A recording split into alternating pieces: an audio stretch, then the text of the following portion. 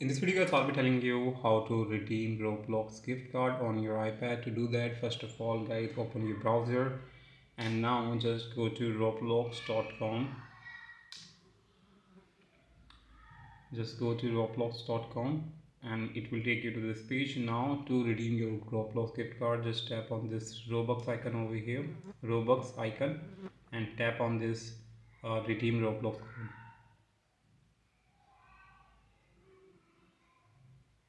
Come on,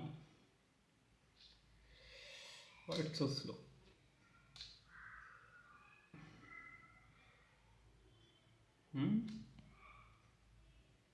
Is there any problem with my internet connection? Yep.